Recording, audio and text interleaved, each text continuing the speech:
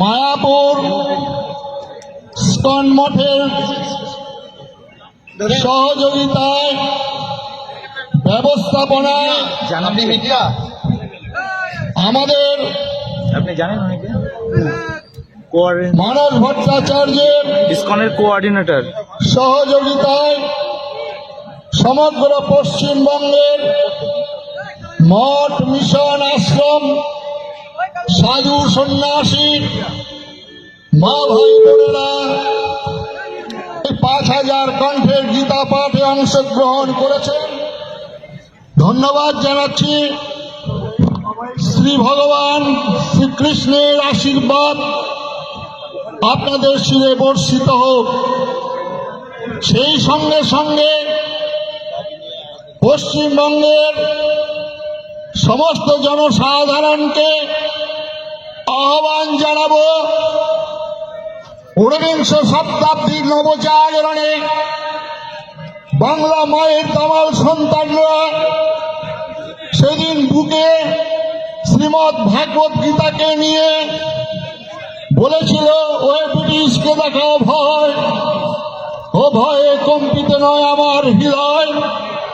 এই গীতাকে বুকে নিয়ে বাংলা মায়ের দামাল সন্তানরা সেদিন হাসি মুখে ফাঁসি কাষ্ঠকে চুম্বন করেছিল, বুকের তাজা রক্ত ঝলকে ঝলকে দিয়ে বলেছিল, ভারত বড় বড় সবে, ভারত আবার জগৎ সবার শ্রেষ্ঠ আসন লবে, ধর্মে মহান হবে, কর্মে মহান হবে, নবদিনমণি উদিবে আবার পুরাতন পুরবে। সে আশা পূর্ণ হল না। হাজার হাজার বিপ্লবীরা যে ফাঁসি কাষ্ঠকে চুম্বন করেছিল, তাদের আত্মা কাঁদছে, আজও কাঁদছে হাজার হাজার বলিদানের জন্য। আজকে বাংলা আবার জেগে উঠেছে। যে বাংলার বুকে মায়াপুরের প্রথম আন্দোলন করেছিলেন, বিপ্লব আন্দোলন, প্রথম বিপ্লবী আমাদের মহাপ্রভু, সেদিন কাজীর বিরুদ্ধে নবদ্বীপের ৯টি দ্বীপ থেকে লক্ষ মানুষকে সংগঠিত করে সেদিন কাজীর বিরুদ্ধে যুদ্ধ ঘোষণা করেছিলেন। এই মহাপ্রভুকে আজকে আমাদের স্মরণ করতে হবে। আয় আয় কাঠ, কোথায় গেলে কাজী বেটা, ধর কাজী, মর কাজী।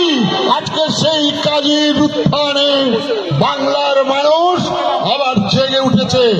আসুন ভাই বন্ধুগণ, সবাই মিলে ভারত মা যে কাঁদছে তার চোখের জল মুছিয়ে দেওয়ার জন্য বাংলা এবং বাঙালি সর্বপ্রথম এগিয়ে এসেছিল। আবার নতুন করে দ্বিতীয় স্বাধীনতার ঘোষণা হবে।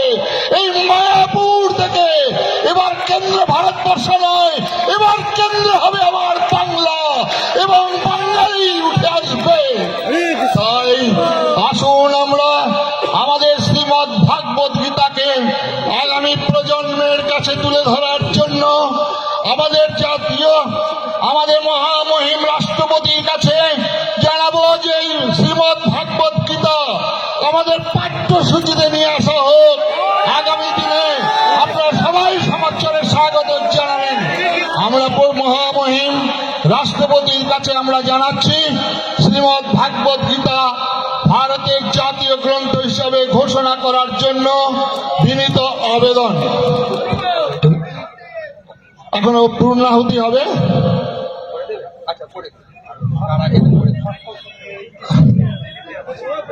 হরে কৃষ্ণ।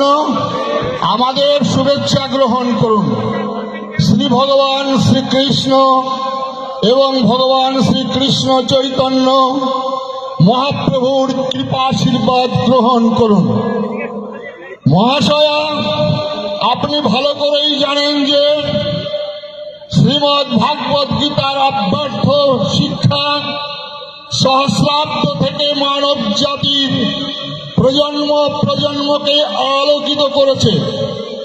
সারা বিশ্বের নেতা, পথপ্রদর্শক স্তরের ব্যক্তিবর্গ এবং পণ্ডিতেরা যথাযথভাবে শ্রীমদ্ ভাগবত গীতা বিশ্বের সর্বকল্যাণের প্রাপ্ত জ্ঞান ও প্রজ্ঞার সর্বশ্রেষ্ঠ ধনসম্পদ হিসাবে সম্মান করেন। গীতা জয়ন্তীর শুভ উপলক্ষে ইসকন, অখিল ভারতীয় সংস্কৃত পরিষদ, সনাতন সংস্কৃতি সংসদ, সারস্বত গৌড়ীয় সংঘ দ্বারা সমগ্র পশ্চিমবঙ্গের হাজার হাজার ভক্ত এবং শত শত সাধু ও ধর্মীয় নেতাদের একটি মেগা সম্মেলন অনুষ্ঠিত হচ্ছে ভগবান শ্রী চৈতন্য মহাপ্রভুর জন্মস্থান শ্রীধাম মায়াপুরে। শ্রীমদ্ ভাগবত গীতার শিক্ষা জাতি, ধর্ম এবং বর্ণ বিভেদের ঊর্ধ্বে, এবং তাই এটি আজকের বিশ্বের বিশৃঙ্খল অবস্থার সমাধান। এই অতুলনীয় জ্ঞান ও প্রজ্ঞার উৎস হওয়ায় আমাদের মহান জাতি ভাগবত গীতাকে জাতীয় গ্রন্থ হিসাবে প্রাপ্য। তাই আমরা শ্রীমদ্ ভাগবত গীতাকে ভারতের জাতীয় গ্রন্থ হিসাবে ঘোষণা করার জন্য এবং সমগ্র ভারত জুড়ে সমস্ত শিক্ষা প্রতিষ্ঠানে এর নিরন্তর শিক্ষণ চালু করার জন্য মহামান্যের কাছে আমরা আন্তরিকভাবে অনুরোধ এবং বিনীত আবেদন করছি। এতে আমাদের দেশ ও বিশ্বের অনেক উপকার হবে। আপনাকে অনেক ধন্যবাদ এবং আমরা এই শুভ উপলক্ষে আপনাকে শুভেচ্ছা জানাই পশ্চিমবঙ্গের সাধু সন্ত সমাজ। আরেকটি ঘোষণা, ভারতবর্ষের পশ্চিমবঙ্গের ত্রিবেণী সঙ্গমে 700 বছর আগে কুম্ভ মেলা সংগঠিত হতো। আমরা গত বছর সনাতন সংস্কৃতি পরিষদের মধ্য দিয়ে কুম্ভ মেলা শুরু করেছিলাম।